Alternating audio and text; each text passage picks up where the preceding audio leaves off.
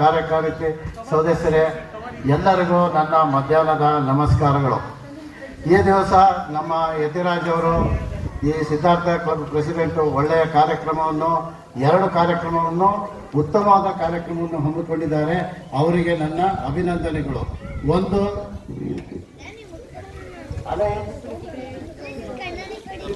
ಚಿತ್ರಕಲಾ ಸ್ಪರ್ಧೆ, ಇನ್ನೊಂದು ವನ ಮಹೋತ್ಸವ. ಇವೆರಡು ಈ ತಿಂಗಳಲ್ಲಿ ಮಾಡಿ ಇವರು ಮುಗಿಸಿದ್ದಾರೆ. ಇವರು ಒಳ್ಳೆ ಕಾರ್ಯಕ್ರಮ, ಉತ್ಸಾಹಿ ಯುವಕ.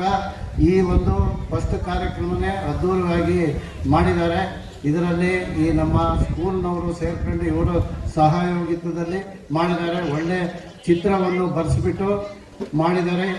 ಇದೇ ಥರ ಚಿತ್ರವನ್ನು ನಮ್ಮ ಅಲಯನ್ಸ್ ಕ್ಲಬ್ನಲ್ಲಿ ನಾವು ಲಾಸ್ಟ್ ಒಂದು 8 ದಿವಸದ ಮೊದಲೇ ಒಂದು 500 ಜನಕ್ಕೆ ಈ ಥರ ಒಂದು ಸ್ಪರ್ಧೆ ಏರಿಸ್ಬಿಟ್ಟು ಅದ್ದೂರಿಯಾಗಿ ಕಾರ್ಯಕ್ರಮ ಮಾಡಿದ್ದಾರೆ. ಆವಾಗಲೇ ಇವರು ಹೇಳಿದರು, ನಮ್ಮ ಸ್ಕೂಲಲ್ಲೂ ಈ ಥರ ಕಾರ್ಯಕ್ರಮ ಮಾಡ್ತೀವಿ ಅಂತೇಳಿ ಹೇಳಿದ್ದಾರೆ.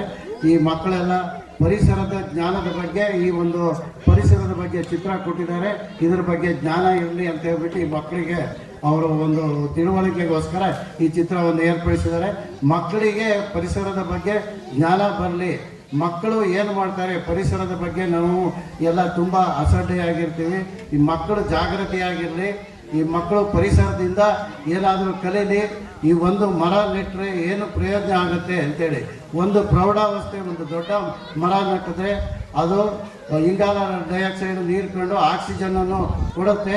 ಅದು ಒಂದು ಮರ 4 ಜನ ಒಂದು ಮಕ್ಕಳಿಗೆ ಅದು ಒಂದು ಸಂಸಾರಕ್ಕೆ ಸಾಕಾಗುವಷ್ಟು ಆಕ್ಸಿಜನ್ನನ್ನು ಕೊಡುತ್ತೆ. ಅದು ಈ ಮಕ್ಕಳು ಮುಂದಿನ ಪ್ರಜೆಗಳು ಅಂತ ಹೇಳ್ತಾರೆ.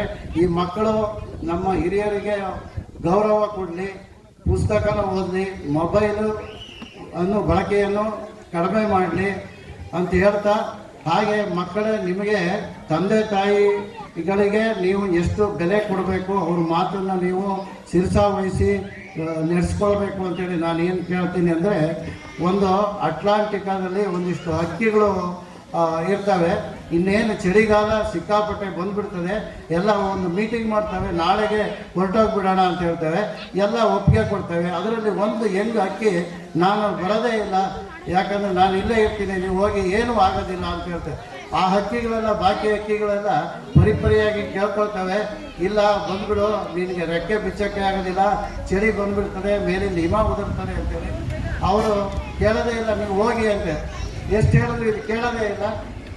ಬೇರೆ ಹಕ್ಕಿಗಳೆಲ್ಲ ಸೀದಾ ಹಾರ್ಕೊಂಡು ಅವು ಬೇಸಿಗೆ ಬಿಸಿ ಇರೋ ಕಡೆ, ಒಳ್ಳೆ ಹವಾ ಇರೋ ಕಡೆ ಹಾರ್ತವೆ. ಈ ಹಕ್ಕಿ ಹಂಗೆ ಇರ್ತದೆ, ಒಂದು ದಿವಸ ಹಂಗೆ ಇರ್ತದೆ. ನೋಡಿ ಅವರೆಲ್ಲ ಹೇಳ್ತಾರೆ ನನಗೇನೂ ಆಗಿಲ್ಲ. 2ನೇ ದಿವಸ ನೋಡ್ತಾರೆ ಸ್ವಲ್ಪ ಚಳಿ ಬರ್ತದೆ, ರೆಕ್ಕೆ ಬಿಚ್ಚಕ್ಕೆ ಕಷ್ಟ ಆಗ್ತದೆ.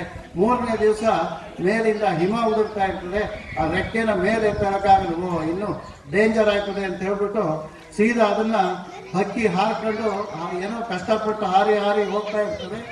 ಯಾವುದೋ ಒಂದು ಗುಡಿಸಲು ಕಾಣಿಸ್ತದೆ, ಗುಡಿಸಲಲ್ಲಿ ಒಂದು ದೀಪ ಹಚ್ಚಿದ ಕಾಣ್ತವೆ, ಒಂದು ಗುಡಿಸಲಿದೆ ಅಂತ ಹೇಳ್ಬಿಟ್ಟು ಅಲ್ಲಿ ಹಿಂಗೆ ಹಾರ್ಬಿಟ್ಟು ಕೆಳಗೆ ಹೋಗ್ತದೆ. ಕೆಳಗೆ ಹೋದವಾಗ ಆ ಹಳ್ಳಿ ರೈತನ ಒಂದು ಗೊಬ್ಬರದ ಗುಂಡಿಲಿ ಬಿದ್ದು ಬಿಡ್ತದೆ. ಗೊಬ್ಬರದ ಗುಂಡಿಲಿ ಬಿದ್ದ ತಕ್ಷಣ ಅದಕ್ಕೆ ಒಂಥರ ಬೆಚ್ಚಗೆ ಆದಂಗೆ ಆಗ್ತದೆ, ಚಳಿ ಇಲ್ಲಲ್ಲ ಅಂತ ಹೇಳ್ಬಿಟ್ಟು ಕೊಕ್ಕನ್ನ ಮೇಲೆ ಹಾಕ್ಬಿಟ್ಟು ಹಾಡಕ್ಕೆ ಶುರು ಮಾಡ್ತಾರೆ.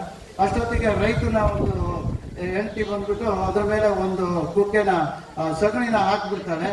ನಂತರ ಪುನಃ ಅದನ್ನ ಕೊಕ್ಕ ಮೇಲೆ ಬಂದು ಹಾಡಕ್ಕೆ ಶುರು ಮಾಡಿಬಿಡ್ತದೆ. ಹಕ್ಕಿ ಹಾಡಕ್ಕೆ ಶುರು ಮಾಡಿದ ತಕ್ಷಣ ರೈತನ ಹಕ್ಕಿ ಬಂದು, ರೈತನ ಬೆಕ್ಕು ಬಂದು ಆ ಹಕ್ಕಿನ ತಿನ್ಕೊಂಡು ಹೋಗ್ತದೆ.